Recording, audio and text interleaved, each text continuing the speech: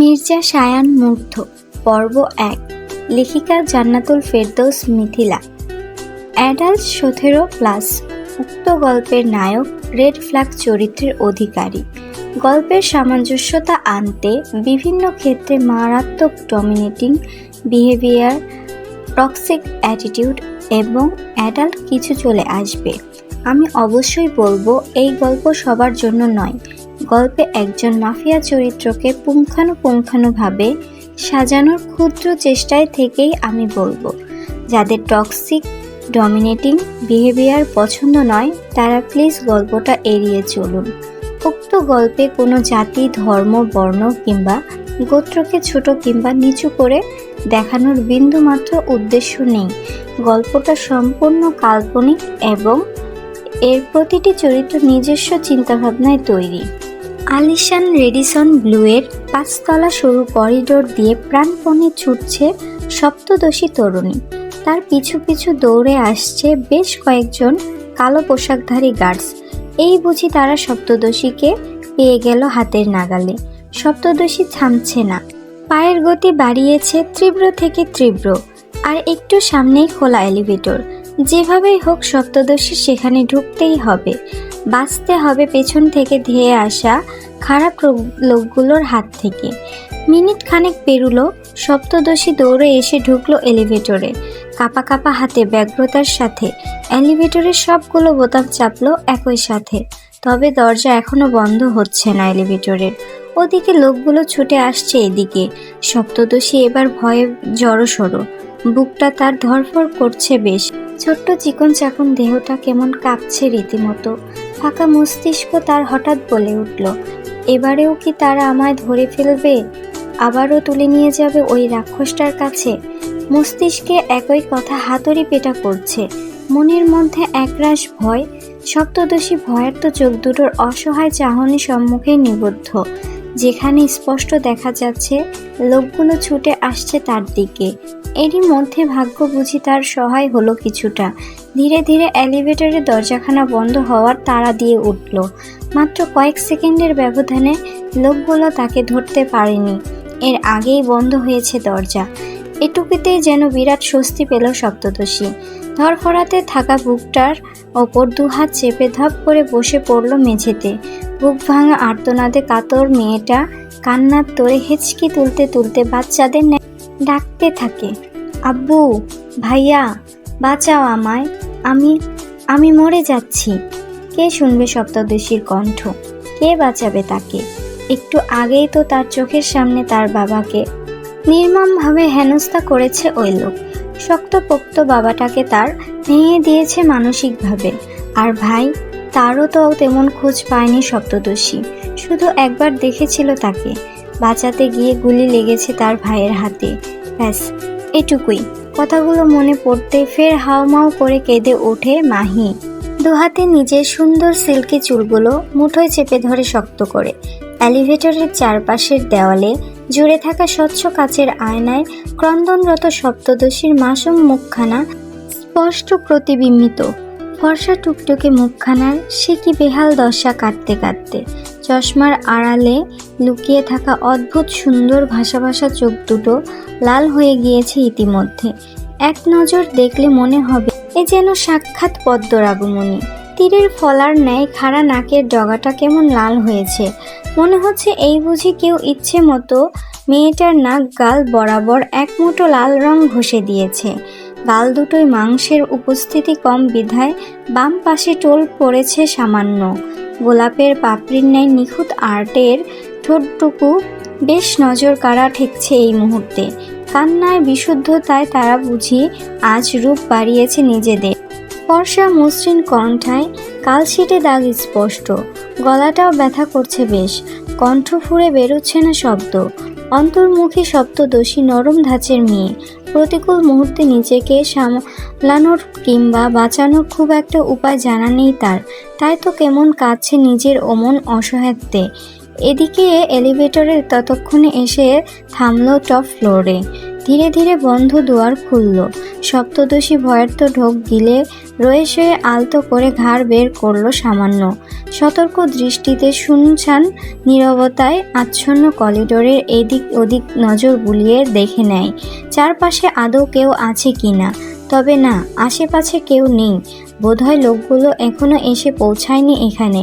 কিন্তু না, এসে আর থাকবে কতক্ষণ? এলিভেটর বাদে সিঁড়ি ডিঙিয়ে এলেও তাদের আসতে হয়তো আর মিনিট খানেক লাগবে। সপ্তদশী আর সময় নষ্ট করলো না। তক্ষুনি ভীত সন্ত্রস্ত কদমে ছুটল করিডোরের ঠিক বাম দিকে সিঁড়ির দিকে, যার দৌড় আপাতত ছাদ অবধি। টলমল পায়ে মেয়েটা ছুটল ছাদের পানে। সুবিশাল ছাদ, চারপাশের বাতাসের তীব্রতা।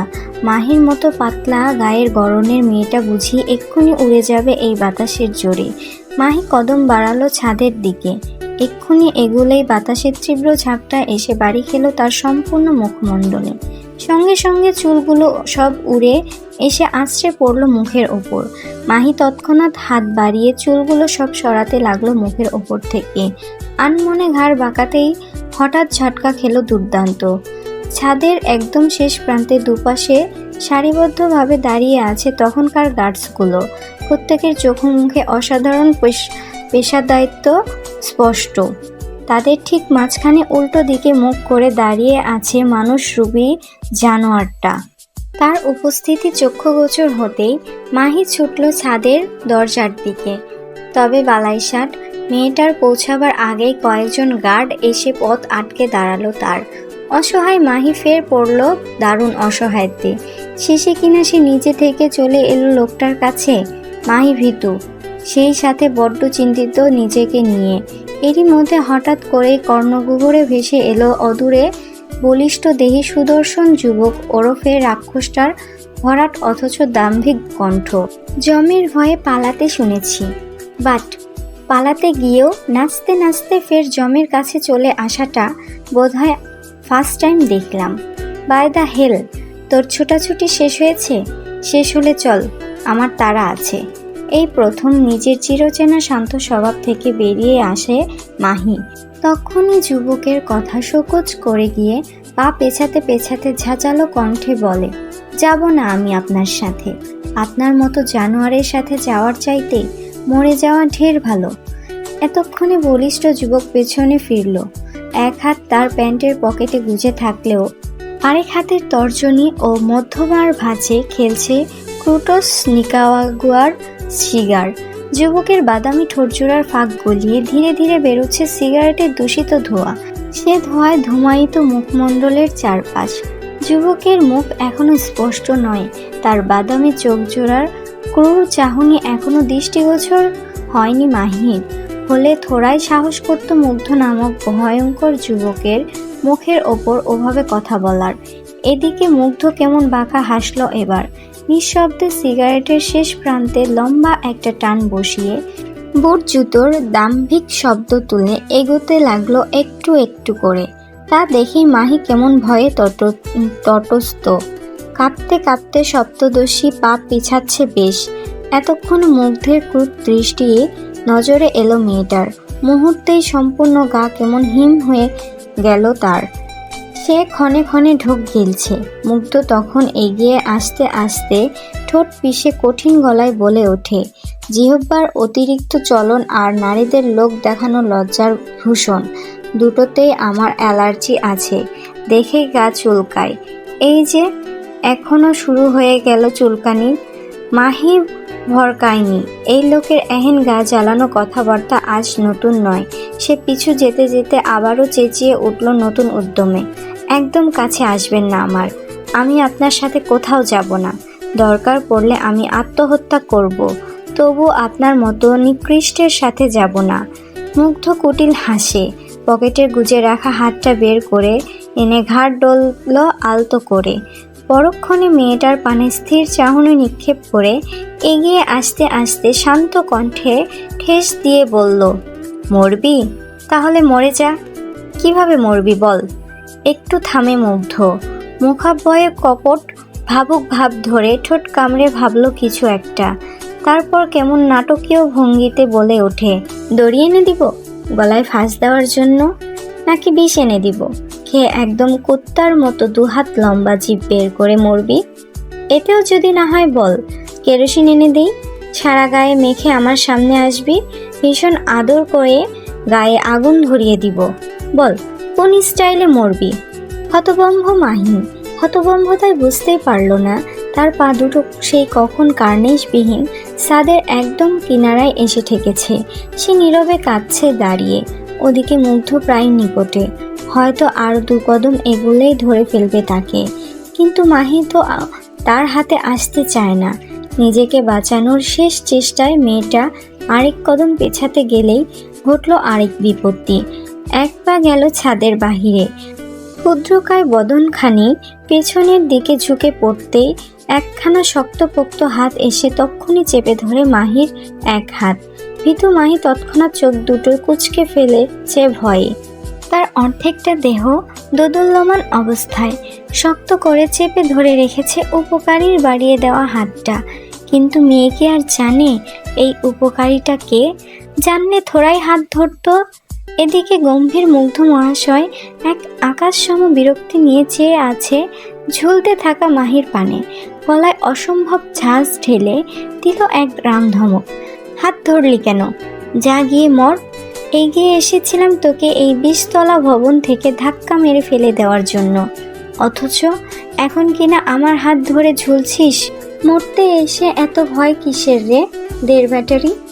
মাহি এবার ঠোঁট ভেঙে কাঁদছে, বাঁচার আকুতি জানিয়ে শক্ত করে চেপে ধরেছে মুগ্ধের হাত।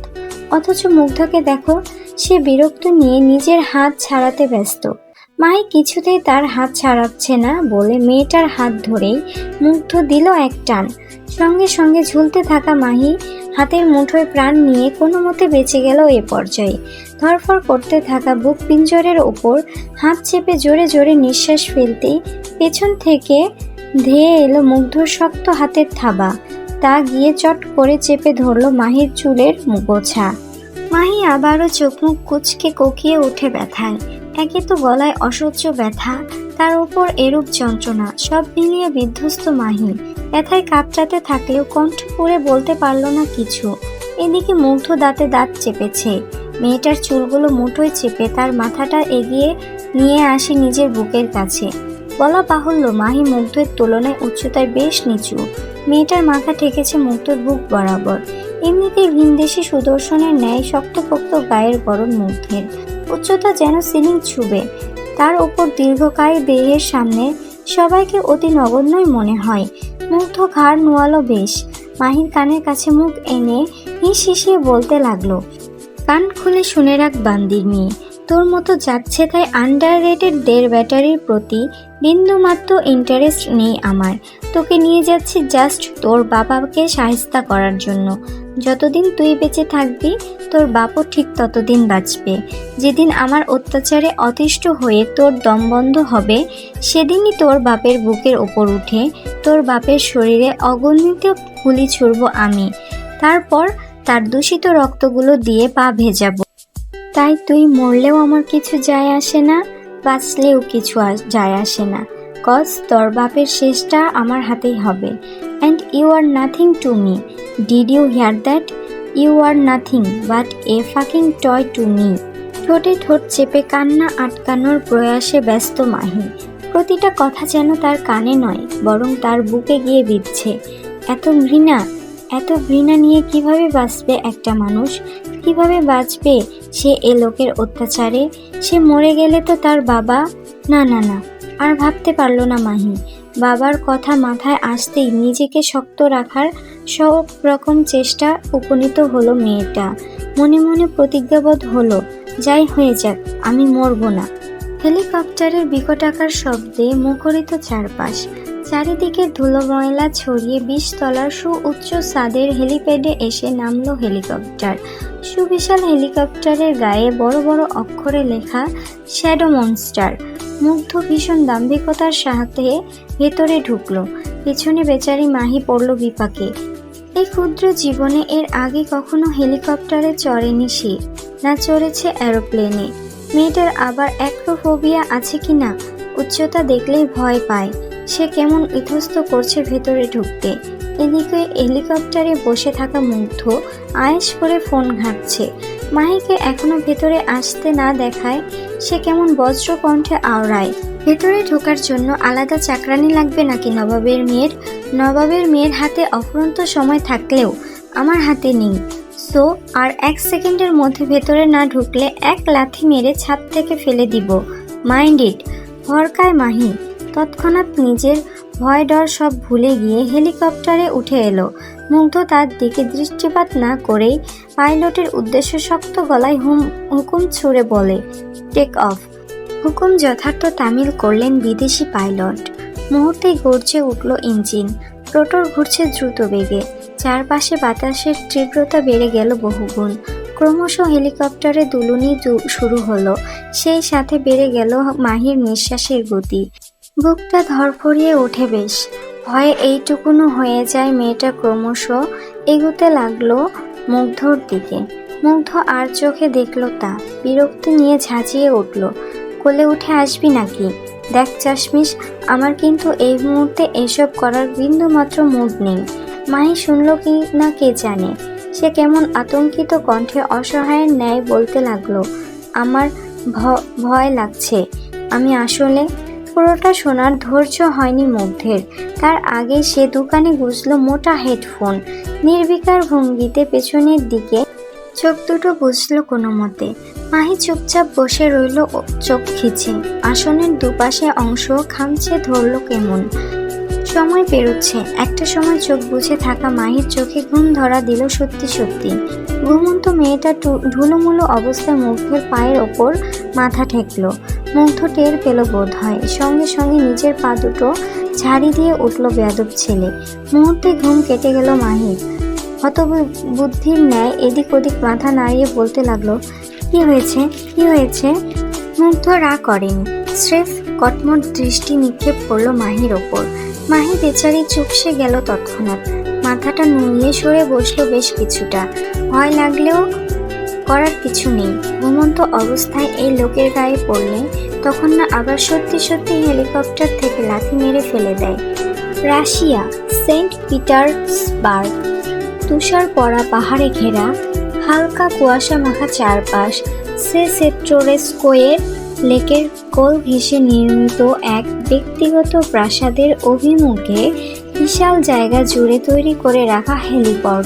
চারপাশে ধুলো উড়িয়ে হেলিকপ্টার নামছে সেখানে। আঞ্চলিক সময় 8 PM হলেও এখানকার চারপাশটা এখনো মৃদু আলোয় উজ্জ্বল হয়ে আছে। সাধারণত এখানে সন্ধ্যা নামে বেশ পরে। আকাশে এখনো হালকা মেঘ জমে আছে। হয়তো একটু পরে আকাশের বুক চিরে নেমে আসবে বাড়িধারা। হেলিকপ্টার ল্যান্ড হলো ভূমিতে। সময় নিয়ে সেখান থেকে সগৌরবে বেরিয়ে আসে মুগ্ধ। পরনে দামি ট্রেন স্যুট, দামি বুট, ঘাড় সমান উস্কো খুস্কো বাদামি চুলগুলো আজও বেঁধে রাখা ঝুটি স্বরূপ। এক হাতে পেটের কাছে স্যুটের বোতাম খুলতে খুলতে পা বাড়ায় মুগ্ধ।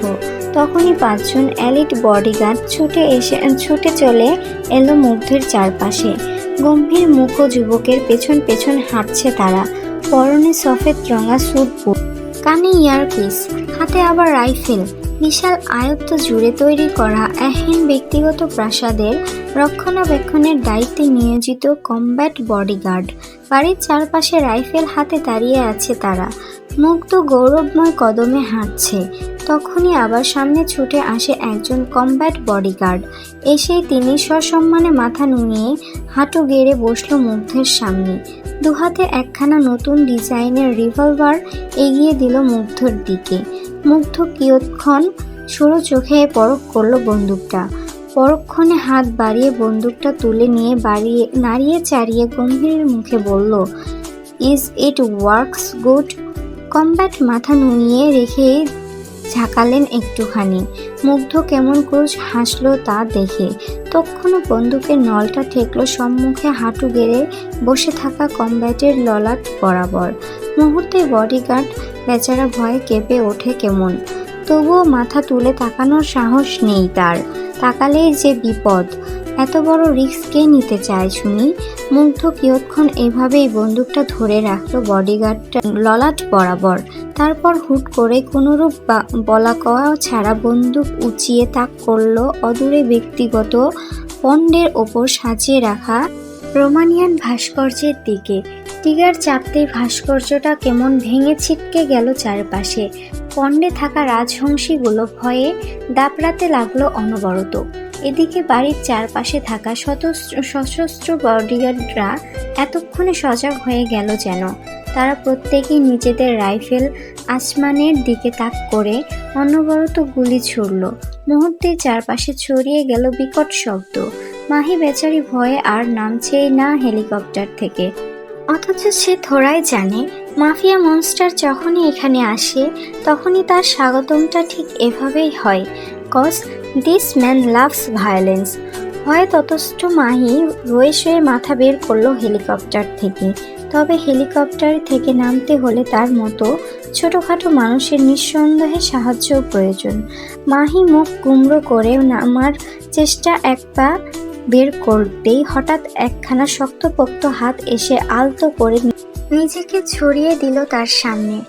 মাহি ভ্রু কুচকায়, সন্দিহান চোখে তাকাতেই দেখে একজন শ্যাম পুরুষ চমৎকার হেসে তার পানে তাকিয়ে আছে। তার বাড়ন্ত হাত এখনো অপেক্ষায় আছে মাহির। মাহি নিজেকে খানিকটা গুটিয়ে নেয় তৎক্ষণাৎ।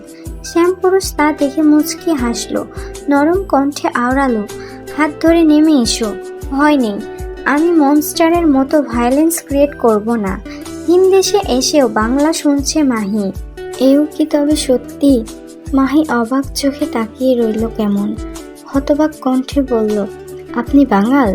শ্যামপুরুষ এক দফা ভাবুক থেকে ঠোঁট কামড়ে ধরল নিচের। পরক্ষণে মিষ্টি হেসে বলল, নট সো, বাট তুমি নিশ্চয়ই বাঙাল, তাই না? মাহি মাথা নাড়ায় ওপর নিচ। তখনই শ্যামপুরুষ তাকে ইশারায় বলে তার হাতটা ধরে নামতে। অজ্ঞতা মাহি তার তেমন কোনো উপায়ন্তর না পেয়ে নেমে পড়ল অপরিচিতের হাত ধরে। নামতে গিয়েও বাঁধল আরেক বিপত্তি। কিছু একটার সাথে পা বেঁধে সামান্য হোঁচট খেল মাহি। শ্যামপুরুষ তাকে আগলে ধরতে নিলেই কেউ একজন এসে আটকে দিল তার হাত। ফলস্বরূপ পড়ে গেল মাহি। এলো হাতে চোট। শ্যামপুরুষ ভরকে গিয়ে পাশে তাকায়। দেখতে পায় একজোড়া বাদামি চোখ কেমন অগ্নি দৃষ্টিতে তাকিয়ে আছে তার পানে। ছেলেটা ঢোক গিলল কেমন। আমতা আমতা করে নিজেই সাফাই গাইতে গেলেই শোনা গেল মুগ্ধের কঠিন কণ্ঠ, আমার পছন্দের কিংবা অপছন্দের যে কোনো কিছুর ওপর কারো হস্তক্ষেপ কিংবা দৃষ্টি আমি সহ্য করি না, Sid, and I think you know that better. Siddharth মাথা নাড়ায় ওপর নিচ। তৎক্ষণাৎ মাহির সামনে থেকে সরে দাঁড়ায় 2 কদম। ওদিকে মাহি ততক্ষণে উঠে দাঁড়ায়। কিছু বুঝে ওঠার আগেই তারা ডান হাতের কোনোই চেপে ধরে মুগ্ধ। ইস, কোনোটা বুঝি এই ছিঁড়ে পড়ল। মাহি মুখ কুচকে ব্যথাটা সহ্য করে নেয় কোনো রকম। মুগ্ধ এবার হাঁটা শুরু করেছে দুর্দম্য পায়ে। সুদর্শন যুবকের হঠাৎ এত রেগে যাওয়ার কারণটা ঠিক বোধগম্য হলো না মাহির। এই লোক হুটহাট এমন রেগে যায় কেন কে জানে। পরবর্তী পর্ব সবার আগে পেতে চাইলে সাবস্ক্রাইব করুন, লাইক কমেন্ট করে পাশে থাকবেন।